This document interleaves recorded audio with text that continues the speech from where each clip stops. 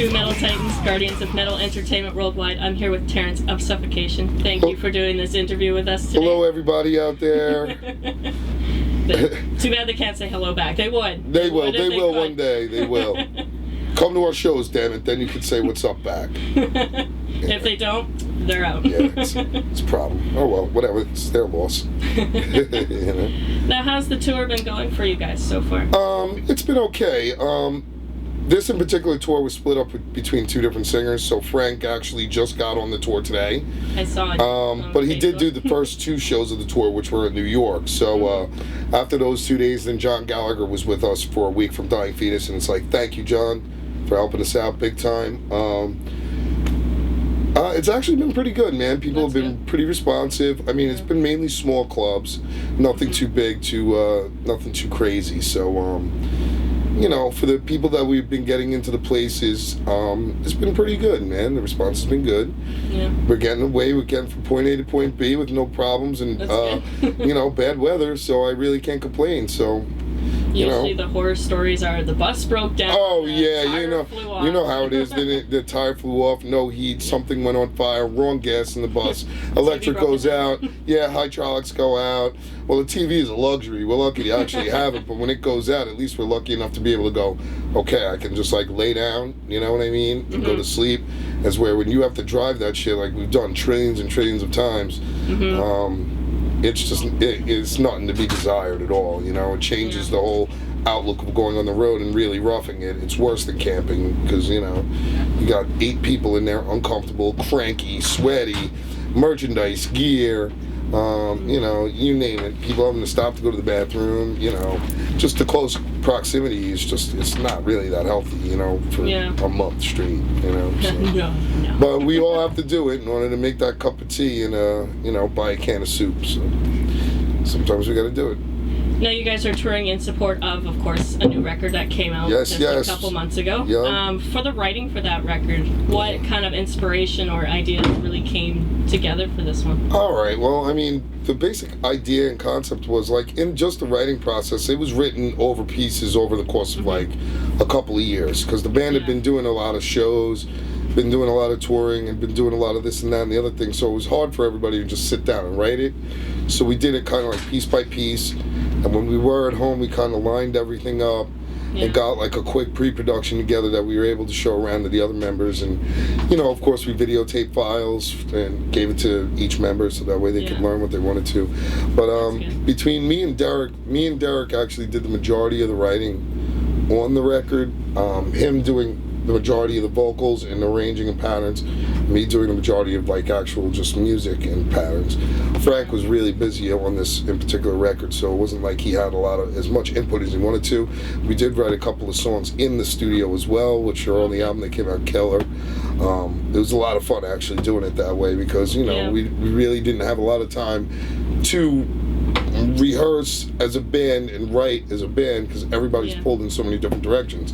It's like as we get older, it gets harder to do, you know, and I mean, I guess that's just reality. You know, well, everybody has other priorities. Everybody has priorities. It's like instead of having one girlfriend and one wife, we have 5. You know, we have to deal with that, and it's like when one falls out, it's just a pain in the ass because everything else falls. You know, it's like a stack of dominoes, a house of cards, or whatever you want to call it. But you know, I mean, but for the most part, that's the way that it is for us at this point in time, and I'm still very grateful I can still go out and do this kind of stuff. As far as the concept of the album, getting back to what we were talking about, Pinnacle of Bedlam was basically, you know, the year 2012 was growing to that cusp and everybody was all paranoid. It was going to be the fucking end of the world. You know, it's like, you know, the only thing that you can look forward to is death and taxes, really, in this world anyway. Yeah, you know, it kind of fucking sucks. We don't need any of that bullshit anyway. We should be smarter than that. But fortunately, people are a lot of followers and not leaders. So... Animals as leaders, you get what I'm saying? But, you know, well, I love those guys. Toast is really cool, dude. But anyway, just to make a long story short, we turned around and we were just using that as a concept. Pinnacle is like actually growing to the cusp of something, and then, of course, there's always a downside to it. So when you get to the pinnacle, you're at the top, ready to come to the bottom. And Bedlam is just straight up anarchy, mayhem, and so on and so forth. So you got the general gist of the title of the album, and it was more meant to be something like, you know, a little bit theme oriented as to like what death is, you know, being prepared, what you're being prepared for death, and how it can go back to the universal records and things of that nature. All atmospheric, like really crazy out of the loop style shit, because we're a death metal band, so we don't want to make it just too real hardcore. We want it to be kind of like fucking crazy. So you know, we tried to follow those type of standpoints in the mentality of like actually writing the record, and I think it came out pretty cool. I think the artwork came out great. Raymond Swallen, he did an awesome job on it. Nuclear Blast, they did an awesome job with helping us out. You know, so we're pretty fortunate, man. It's good to have a team that's all supportive, right? Yeah, very There's supportive. Some that they're just like, yeah, here, do your thing. Some are very controlling. Yeah, and I mean, I think the main problem with a lot of, let's say, new labels and musicians and new bands is communication. And it's like, you know, as times are changing, advertising's changing, things are changing, there always has to be like a very tight-knit communication, like, and especially like a non-confrontational type of sort of situation. I mean, it gets like that in business. So, I mean, to any new musician who's out there, I would say, please try to get a music lawyer or some type of lawyer that can look over your contracts. Make sure you're not getting raked over the coals. You know, it took us years and years and years to figure that one out, you know. Like, I'm sure you've seen it happen to and I've seen it happen. Trying to do the same and I mean, I've seen a lot of bands come and go. I've seen, including us. I mean, we've had our share of lineup changes and things that just like are not in our control. So, I mean, for us, it's kind of it's a miserable thing. It's one of those gray areas of life that you just can't get rid of, you know. Oscar, this guy, death metal, awesome. He's the super tech, mega tech. He is. That's right. Zero Productions, everybody. Check him out, man. If you need a roadie, get in touch with Zero over here.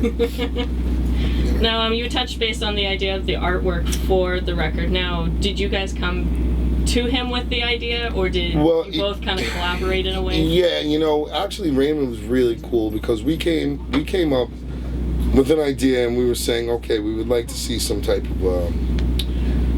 of scale showing the balance of the universe, like spilling onto the world and causing all that corruption, because that's like, you know, really how spatially atmospheric we were kind of thinking about it, and it was just an idea. And Frank was like, you know, it would be cool if there was like almost a reaper that's holding these scales, putting that onto the planet. I was like, you know, it just seemed to fit, and I was like, okay, as cliche as it is, it was kind of atmospheric and originality, so let's try to keep it in that framework. And you know, we approached Raymond with the idea, and I spoke to him for maybe about a half an hour, and you know, a couple of days later, he was like, man, you know, let me send you over some sketches of what I thought of, and he came out with like 10 different ideas, you know. So it was even a lot more than what we were expecting, because when I explained that kind of stuff to him, he just let his mind run with it. And that's, I guess, the key factor is when you have an artist who's a real artist, you can give them an idea and their mind wanders with it and goes and does what they want to do. And he's really like a classic trained artist, as well as like new style artwork using computers and so on.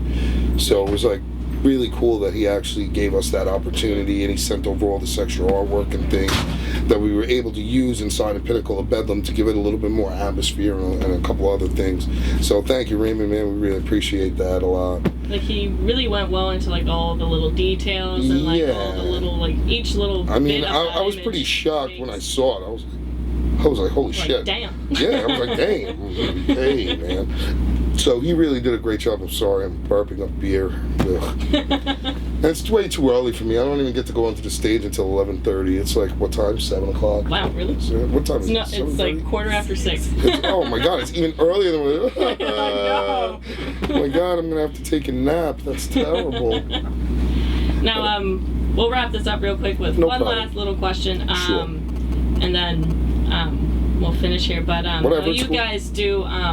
you guys, of course, toured on a lot of festivals, and then you do a lot of small tours. Yes. Do you guys have like a real preference? Like, do you prefer one over the other, or do you feel that each have their own benefit? Okay, well, I mean, As far as I'm concerned, any festival that you can go and you can play, especially European festivals, because they really do have us beat over there, like when it comes down to it.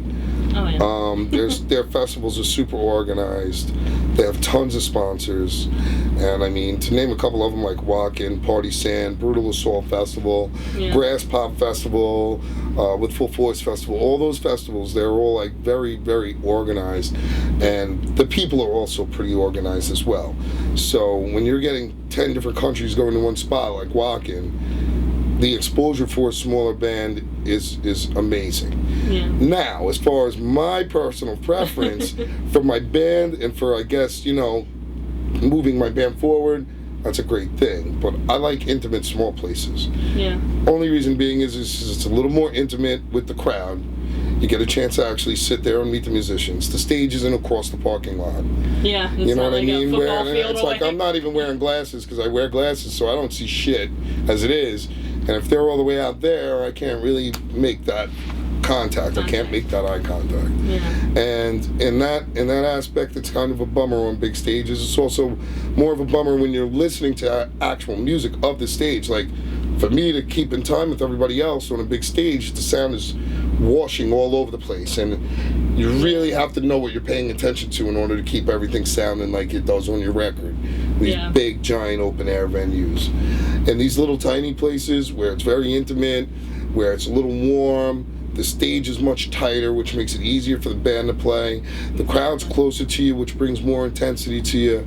So in that aspect, those are my most favorite shows, is the tight, intimate shows. Because I can hear everything better, I'm closer to the crowd's closer to me. We get to interact with each other a little bit more than those big, giant stages. Although when you have that many people, 50 million people out in the middle of nowhere, you know, if 100 of them hear your band and think it's cool and happen to buy a CD or download it and share it with a friend or however it's going to be, that's better off. You know, you're better off too. So either way, they both have their ups, they both have their downs. But for what I personally prefer, I prefer the small, tight, intimate places. That's the deal. Yeah. Well, thank you, Terrance, for doing this interview for us at Metal Titans. Before we finish, anything you'd like to say to your undying fans? Well, you undying fans, keep chilling out with Metal Titans, because you know that's your information network. So you get it first and foremost. Pick up Pinnacle of Bedlam if you can. If we're out there, Suffocation, we're coming to your town, please come out and support us. We need a can of soup.